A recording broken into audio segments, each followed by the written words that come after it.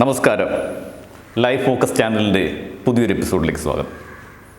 ഇന്ന് നാം ചർച്ച ചെയ്യുന്ന വിഷയം ട്രാഫിക് നിയമങ്ങളിലെ പുതിയ നിയമപരിഷ്കാരങ്ങൾ.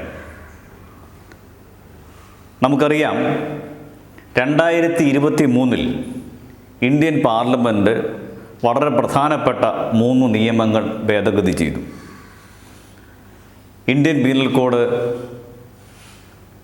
Criminal procedure code, Indian evidence act എന്നീ നിയമങ്ങൾ മാറ്റി പുതിയ 3 നിയമങ്ങൾ കൊണ്ടുവന്നിരിക്കുകയാണ്. അതിൽ പ്രധാനപ്പെട്ട ഒരു നിയമമാണ് Bharatiya Nyaya Sanhita, which replaces Indian Penal Code. ഈ നിയമപരിഷ്കാരം കൊണ്ട് ട്രാഫിക് നിയമങ്ങളിൽ അല്ലെങ്കിൽ ഗതാഗത കുറ്റകൃത്യങ്ങളിൽ ഉണ്ടായ മാറ്റങ്ങൾ എന്തൊക്കെയാണ് എന്നുള്ളതാണ് ഇന്നത്തെ ചർച്ചാ വിഷയം. നിയമം അറിയില്ല എന്നുള്ളത് ഒരു ഒഴികഴിവല്ലെങ്കിൽ ignorance of law is not an excuse. ഇഗ്നോറൻഷ്യ ലെജിസ് നോൺ എക്സ്ക്യൂസൈറ്റ്. നിയമപരിഷ്കാരങ്ങളും ഭേദഗതികളും യഥാസമയം അറിഞ്ഞിരിക്കേണ്ടതും ഒരു പൗരധർമ്മമാണ്. അതിന് സഹായകരമാകുന്നതിന് വേണ്ടിയിട്ടാണ് ഇന്നത്തെ ഈ എപ്പിസോഡ് ചെയ്യുന്നത്. ഇന്ത്യൻ പീനൽ കോഡിൽ ഏറ്റവും കൂടുതൽ ഉപയോഗിക്കപ്പെട്ടിരുന്ന ഒരു ഗതാഗതവുമായി ബന്ധപ്പെട്ട വകുപ്പാണ് 279 റാഷ് ആൻഡ് നെഗ്ലിജൻറ്റ് ഡ്രൈവിംഗ്. പുതിയ നിയമത്തിൽ ഇതിൻ്റെ വകുപ്പ് ഏതാണ്? പുതിയ നിയമമായ ഭാരതീയ ന്യായ സംഹിതയിൽ ഇത് 281 എന്ന വകുപ്പാണ് ചേർത്തിരിക്കുന്നത്. എന്നാൽ ഈ കുറ്റകൃത്യത്തിൻ്റെ ശിക്ഷയ്ക്ക് വ്യത്യാസമില്ല. ഇന്ത്യൻ പീനൽ കോഡിലായാലും പുതിയ BNS-ലായാലും ശിക്ഷ 6 മാസം വരെ തടവോ 1000 രൂപ വരെ പിഴയോ രണ്ടും കൂടിയോ ആണ്. വകുപ്പ് മാത്രമേ മാറിയിട്ടുള്ളൂ. ഇനി ഇൻട്രസ്റ്റിംഗ് ആയിട്ടുള്ളൊരു ചോദ്യം, എന്താണ് റാഷ് ആൻഡ് നെഗ്ലിജൻറ്റ് ഡ്രൈവിംഗ് എന്നുള്ളതാണ്. അപാകമായും ഉദാസീനമായും മനുഷ്യജീവന് ആപത്ത് വരത്തക്ക വിധത്തിലും വാഹനങ്ങൾ ഓടിക്കുന്നതിനെയാണ് ഈ കുറ്റകൃത്യം കൊണ്ട് ഉദ്ദേശിക്കുന്നത്. മറ്റൊരു വിധത്തിൽ പറഞ്ഞാൽ, അപകടമുണ്ടാകണമെന്നോ ആർക്കെങ്കിലും പരിക്ക് പറ്റണമെന്നോ യാതൊരു നിർബന്ധവുമില്ല. ഒരപകടവും ഉണ്ടായില്ലെങ്കിലും അപാകമായോ ഉദാസീനമായോ മനുഷ്യജീവന് ആപത്ത് വരത്തക്ക വിധത്തിൽ ഒരാൾ വാഹനം ഓടിച്ചാൽ ഈ വകുപ്പ് പ്രകാരം പുതിയ നിയമത്തിൽ 281 പ്രകാരം ഒഫൻസ് രജിസ്റ്റർ ചെയ്യാവുന്നതാണ്. കുറ്റകൃത്യം ചെയ്തിട്ടുണ്ടോ ഇല്ലയോ എന്നുള്ളത് കോടതിയിൽ വിചാരണ മധ്യേ തെളിയിക്കപ്പെടേണ്ടതാണ്. എന്നാൽ നിയമം അനുസരിച്ച് അപകടം നടക്കണമെന്നോ പരുക്ക് പറ്റണമെന്നോ നിർബന്ധമില്ല. ഈ കാര്യം പൊതുജനങ്ങൾ പ്രത്യേകം ശ്രദ്ധിക്കുന്നതായി. ഞാൻ നടത്തിയ ഒരു കേസിൽ ഒരു KSRTC സൂപ്പർ ഫാസ്റ്റ് ബസ് എറണാകുളത്ത് നിന്ന് തിരുവനന്തപുരത്തേക്ക് പോയിക്കൊണ്ടിരിക്കുക. എതിരെ ഒരു ബൈക്ക് വരുന്നു. ആ ബൈക്കിൽ യാത്ര ചെയ്യുന്ന അല്ലെങ്കിൽ റൈഡ് ചെയ്യുന്ന ഓടിക്കുന്ന വ്യക്തിക്ക് ഈ ബസ് അപാകമായും ഉദാസീനമായും ഓടിക്കുന്നതായിട്ട് അദ്ദേഹത്തിന് തോന്നി. ഉടൻ തന്നെ അദ്ദേഹം ബൈക്ക് വിട്ടിച്ച് തൊട്ടടുത്തുള്ള ഇലക്ട്രിക് പോസ്റ്റിൻ്റെ പിന്നിലേക്ക് ഓടിച്ചു മാറ്റി അപകടത്തിൽ രക്ഷപ്പെട്ടു. ഇത് ഒരു പോലീസ് ഉദ്യോഗസ്ഥനുമായിരുന്നു. ഇദ്ദേഹം ഉടൻ തന്നെ അത് പോലീസിൽ റിപ്പോർട്ട് ചെയ്തു. കേസ് KSRTC ബസ്സിൻ്റെ ഡ്രൈവർക്കെതിരെ കേസ് രജിസ്റ്റർ ചെയ്തു. ഈ 279 ഇപ്പോഴത്തെ 281 വകുപ്പ് അനുസരിച്ചാണ്. തുടർന്നാണ് ഞാൻ ഈ കേസ് നടത്തിയത്.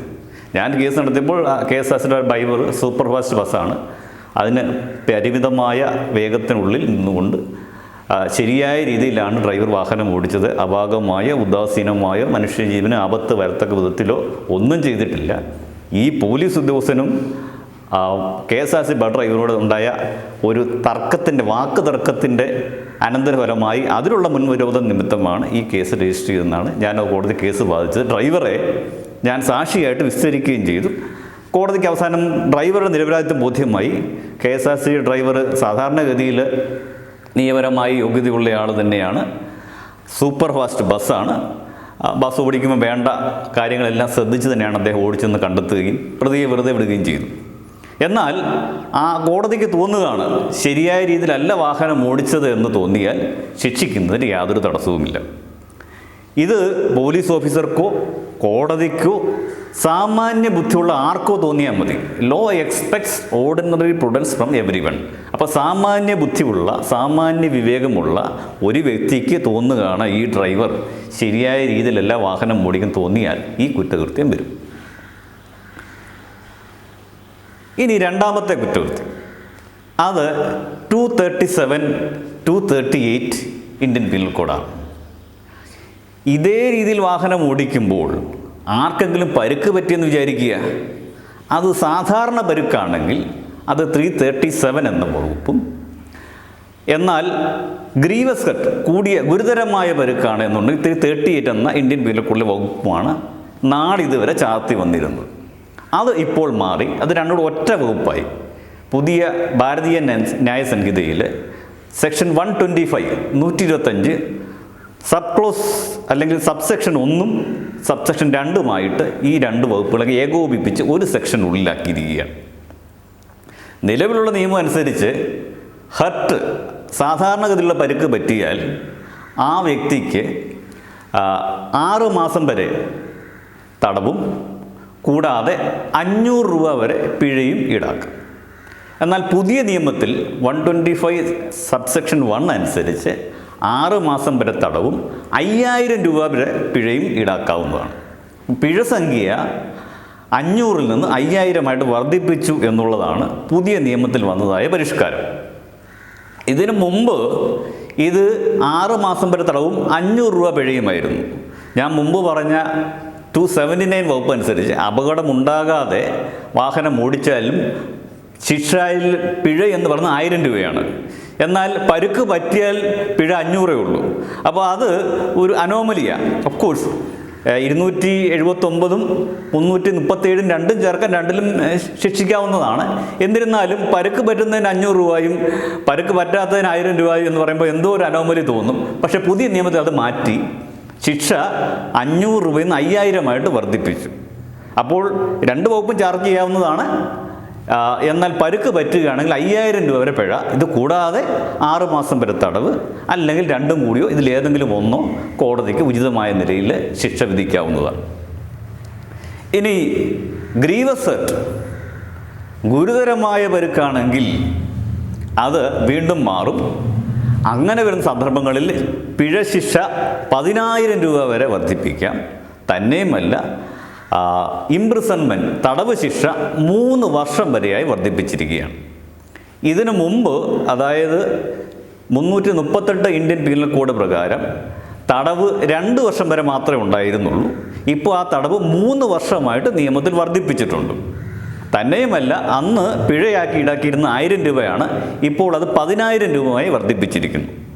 അപ്പോൾ ഇതാണ് നിയമത്തിൽ വന്നൊരു മാറ്റം. ഇനി രസകരമായ അല്ലെങ്കിൽ ഇൻട്രസ്റ്റിംഗ് ആയിട്ടുള്ള അല്ലെങ്കിൽ പൊതുജനങ്ങൾ അറിഞ്ഞിരിക്കേണ്ട ഒരു കാര്യം, ഇത് തമ്മിലുള്ള വ്യത്യാസം എന്താണ്? ഈ ഹർട്ടും ഗ്രീവസ് ഹർട്ടും തമ്മിലുള്ള വ്യത്യാസം എന്താണ്? അതിൽ നിയമം അനുസരിച്ച് ഗ്രീവസ് ഹർട്ട് എന്ന് പറയുമ്പോൾ ഒരാൾക്ക് ഫ്രാക്ചർ ഓഫ് ഡിസ്ലൊക്കേഷൻ, ഒരാൾക്ക് ഫ്രാക്ചർ ഉണ്ടാകുകയോ അല്ലെങ്കിൽ ഡിസ്ലൊക്കേഷൻ ഉണ്ടാകുകയോ ഒക്കെ ചെയ്യുന്നതായ ഇത് ഗ്രീവസ് ഹർട്ടാണ്. എന്നാൽ അങ്ങനെ ഉണ്ടാകുന്നില്ലെങ്കിൽ അത് സാധാരണ ഹർട്ടാണ്. ഒരാളുടെ പെർമനൻ്റ് ഇമ്പയറിംഗ് ഓഫ് ഐസൈറ്റ്, കാഴ്ചശക്തി നഷ്ടപ്പെടുന്ന പരുക്കാണ് ഉണ്ടാകുന്നതെങ്കിൽ അത് ഗ്രീവസ് ഹർട്ടാണ്. എന്നാൽ കാഴ്ചശക്തി നഷ്ടപ്പെടുന്നില്ല, കണ്ണിന് പരുക്ക് മാത്രമേ വരുന്നുള്ളെങ്കിൽ അത് സാധാരണ ഹർട്ടായിട്ട് മാറും. ഇനി പെർമനൻ്റ് ഹിയറിംഗ് ഇമ്പയർമെൻറ്റ്, കേൾവി ശക്തി പൂർണ്ണമായി ഇല്ലാതാകുന്നതിലുള്ള പരുക്കാണ് വരുന്നതെങ്കിൽ അത് ഗ്രീവസ് ഹർട്ടായിട്ട് മാറും. എന്നാൽ അല്ലാതെയുള്ള ചെവിക്കുള്ള പരുക്കുകൾ അത് സാധാരണ ഹർട്ടായിട്ട് മാറും. ഇനി എക്സ്ട്രാക്ഷൻ ഓഫ് എ ടൂത്ത്, പല്ല് ഇളകി പോകുന്നതാണെങ്കിൽ അത് ഗ്രീവസ് ഹർട്ടാണ്. എന്നാൽ ചുണ്ടിന് പരുക്ക് പറ്റുന്നതാണെന്നുണ്ടെങ്കിൽ അത് സാധാ ഹർട്ടാണ്. ഇനി വേറൊരർത്ഥത്തിൽ പറഞ്ഞാൽ, if a person has to suffer his ordinary pursuit for 20 days or more, it's a grievous hurt. 20 ദിവസത്തേക്കോ അത് അധികമോ കാലഘട്ടത്തിലേക്ക് ഒരു വ്യക്തിയുടെ സാധാരണഗതിയിലുള്ളതായ ജീവിതത്തെ അത് മാറുന്ന, അതായത് അതിന് എന്തെങ്കിലും തടസ്സം വരുന്ന രീതിയിലുള്ളതാണെങ്കിൽ അത് ഗ്രീവസ് ഹർട്ടും, അല്ലാത്തതെല്ലാം സാധാരണ ഹർട്ടായിട്ട് മാറും. ഇനി അടുത്തത്, ഒരു മോട്ടോർ ആക്സിഡൻറ്റ് ഒരാൾക്ക് പരുക്ക് പറ്റിയെന്ന് വിചാരിക്കുക. പരുക്ക് പറ്റിയാൽ എന്താവും സ്ഥിതി? ആ പരുക്ക് ഗുരുതരമായി അല്ലെങ്കിൽ ആ ആക്സിഡൻറ്റിനെ തുടർന്ന് ഒരു വ്യക്തി മരിച്ചുപോയി എന്ന് വിചാരിക്കുക. ഇപ്പം മരണം സംഭവിച്ചു, death by negligence in an accident. അത് നിലവിലുള്ള നിയമം അനുസരിച്ച് Indian Penal code section 304A എന്ന വകുപ്പാണ്. അത് പുതിയ നിയമത്തിൽ വന്നപ്പോഴത്തേക്ക് 106 എന്ന വകുപ്പിലേക്ക് മാറി. നിലവിലുള്ള നിയമം അനുസരിച്ച് ഒരാൾക്ക് അപകടം മൂലം മരണപ്പെട്ടാൽ ആ വ്യക്തിക്ക് വണ്ടി ഓടിച്ച ഡ്രൈവർക്ക് കൊടുക്കാവുന്ന ശിക്ഷ എന്ന് പറയുന്നത് 2 വർഷം വരെ തടവ്. എന്നാൽ പുതിയ നിയമത്തിൽ ഈ ശിക്ഷ കൂട്ടിയിട്ട് 5 വർഷം വരെ തടവാക്കി മാറ്റി. Section 106 part 1.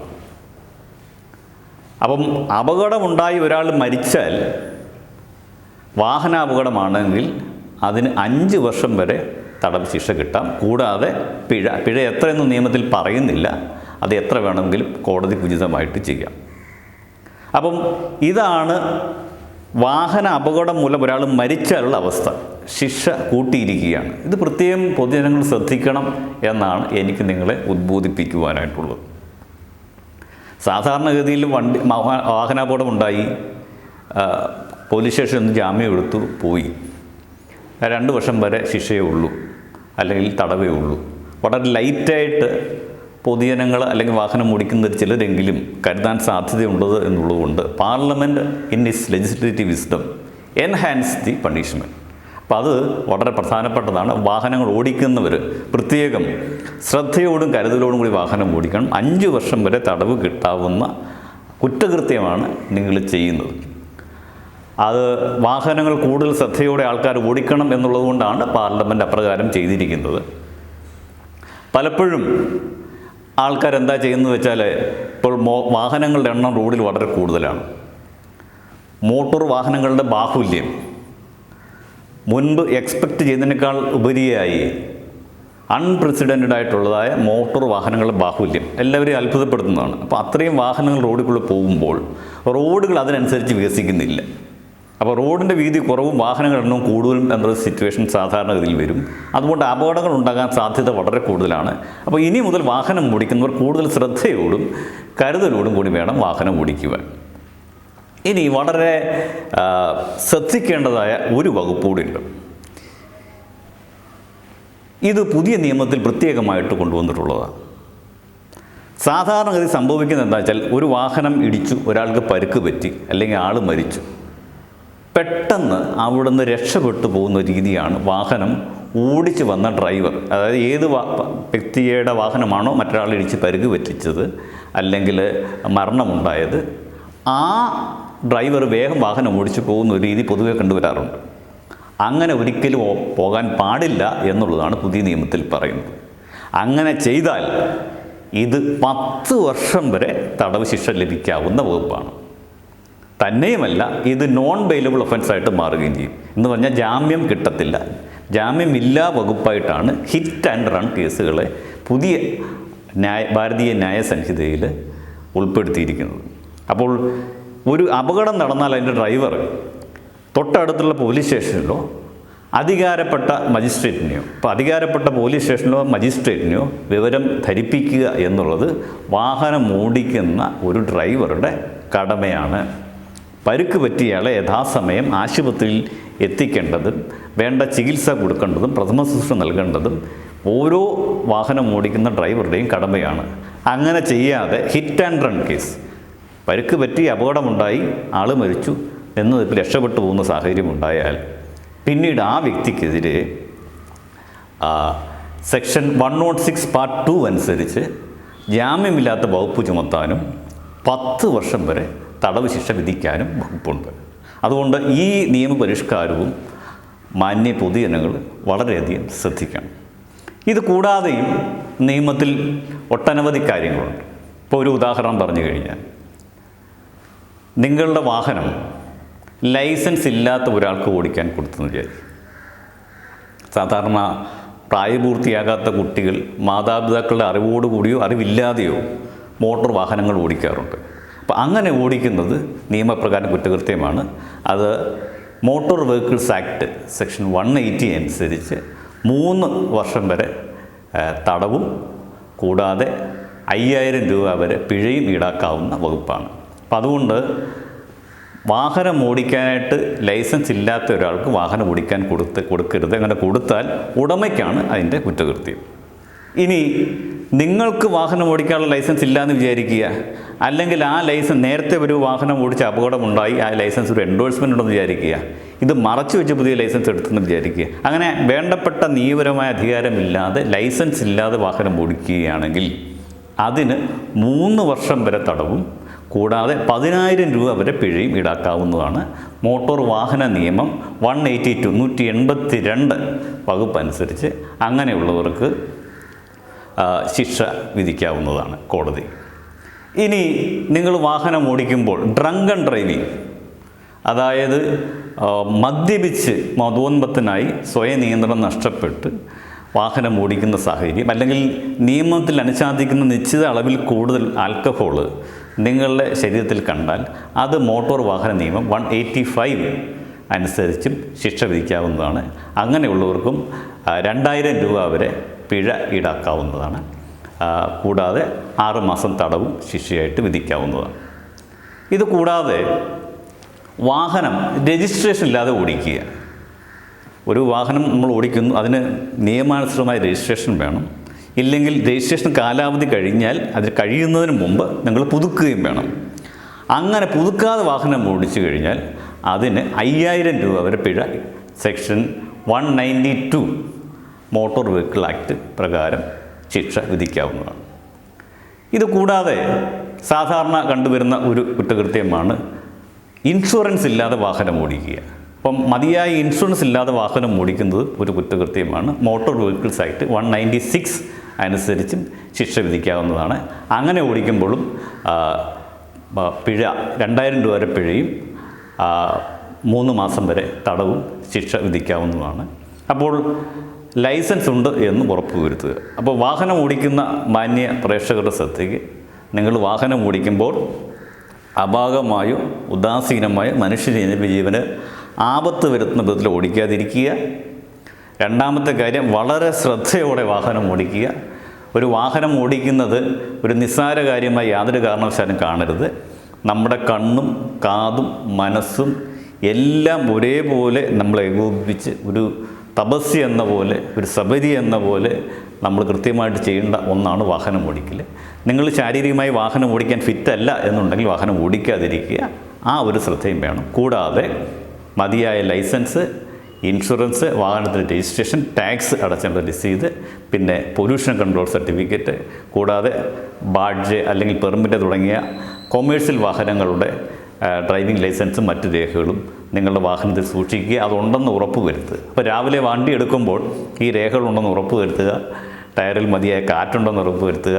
വേണ്ട ഇതിലുള്ള എല്ലാ കാര്യങ്ങളും വണ്ടി സർവീസ് ചെയ്തിട്ടുണ്ടെന്ന് ഉറപ്പ് വരുത്തുക. ശരിയായ വാഹനം ഓടിക്കുന്നയാളും ഫിറ്റായിരിക്കുമ്പോൾ മാത്രമേ വാഹനം ഓടിക്കാതുള്ളൂ പാടുള്ളൂ.